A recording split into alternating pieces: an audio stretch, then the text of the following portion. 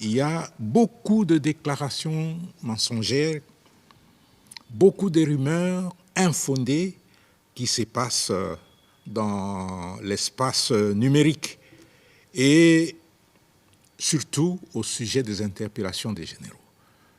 Et le général Akifo l'a dit, chacun est entré individuellement comme volontaire dans l'armée.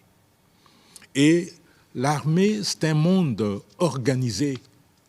L'armée a des lois, l'armée a des principes, l'armée a plusieurs règlements militaires. Et celui qui ne respecte pas ces règlements, en tout cas, il doit avoir des problèmes dans l'armée. Effectivement, s'il y a des interpellations, c'est que chacun, à titre individuel, a posé un acte contraire soit à la loi, soit à la discipline. Et en posant un acte contraire à la loi ou au règlement, le militaire le fait non seulement en âme et conscience, mais aussi, comme je l'ai souligné, à titre individuel. Et il ne pose pas cet acte, et j'insiste là-dessus, au nom d'une quelconque communauté ou au nom d'un quelconque espace linguistique.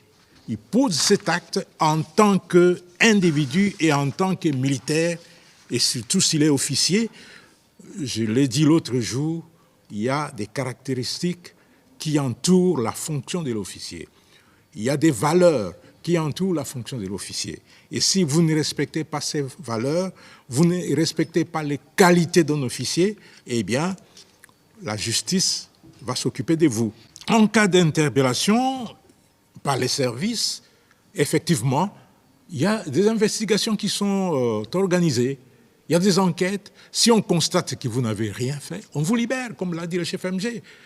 Mais si on constate que les faits commis sont des faits graves, on vous met à la disposition de la justice militaire pour répondre des actes posés conformément à la loi. Et à ce niveau-là, si on constate que vous, pendant l'instruction, vous donnez les éléments de votre défense et ces éléments sont pris en compte, on vous libère. Et si les éléments ne sont pas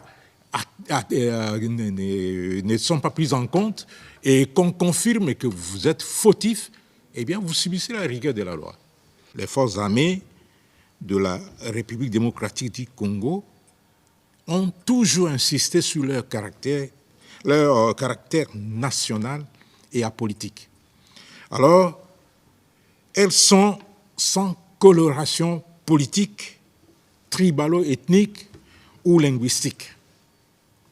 Moi, je suis originaire de l'Équateur, mais chez moi, on ne me connaît même pas.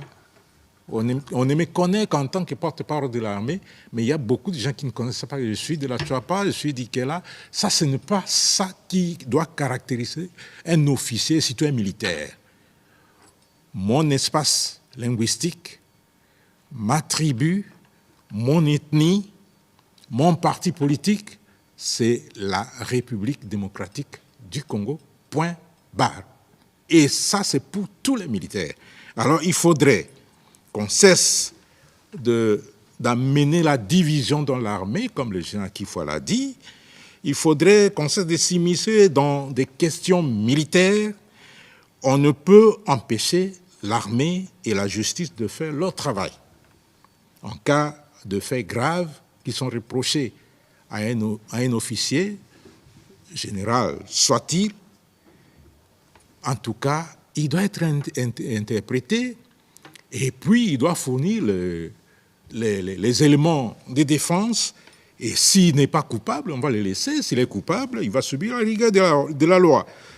L'armée doit rester loin des querelles politiciennes et loin des divisions que l'on veut amener en son sein. On décrit, on dénonce la trahison, on dénonce l'infiltration, on dénonce le détournement au sein de l'armée, mais lorsqu'on met la main sur les responsables, et vous voyez, même les politiciens commencent à crier, alors qu'ils sont les premiers à dénoncer. Et puis on essaie d'injecter ce venin de la division au sein de l'armée. Donc l'armée, c'est une structure, c'est une organisation bien carrée. Quand il y a des problèmes et qu'on constate qu'il y a des problèmes, on va arrêter et on va déférer devant la justice les responsables des actes posés. Ça, c'est pas négociable au sein de l'armée puisque la discipline en dépend. Et la discipline, dit-on, c'est la mère des armées, c'est la reine des victoires. Nous, on ne s'immisce pas dans les dossiers politiques. Il ne faudrait pas que les politiques viennent s'immiscer dans le dossier de l'armée. L'unique politique qui s'immisce dans le dossier de l'armée, c'est le commandant suprême. Et à part lui, c'est le ministre de la Défense nationale.